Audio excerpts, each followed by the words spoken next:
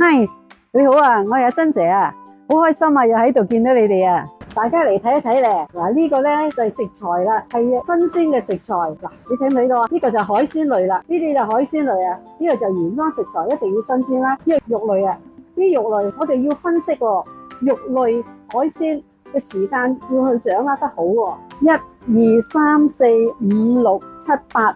呢8樣嘢係做咩嘅？原來咧，我哋陣間咧會蒸一個咧魚件啊！呢個魚件嘅材料我哋已經係預備咗噶啦。呢啲全部咧，呢啲嘅食材咧都係非常之健康嘅。我哋咧做一個家庭菜嗰陣時咧，我哋要睇下嗰個材料有冇營養，對自己家人咧係要負責任嘅。你睇下，全部好高纖維嘅呢啲，仲有呢啲抗氧化嘅呢啲，你睇下幾靚？呢啲補血嘅。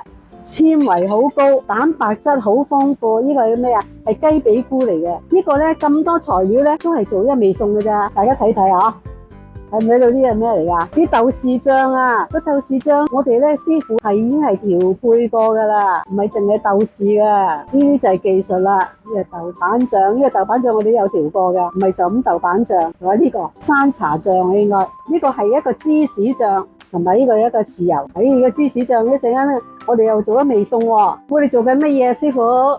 切緊咩？起魚片，起咗魚片做乜嘢㗎？愛嚟蒸嘅。嗱，呢啲叫刀章啦。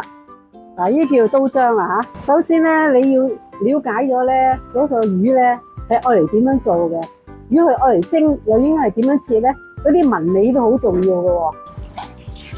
啊，呢個咧就係師傅啦，又真係好考師傅啊！呢個咧就係控制個火候啦，就講個火候嘅問題啦。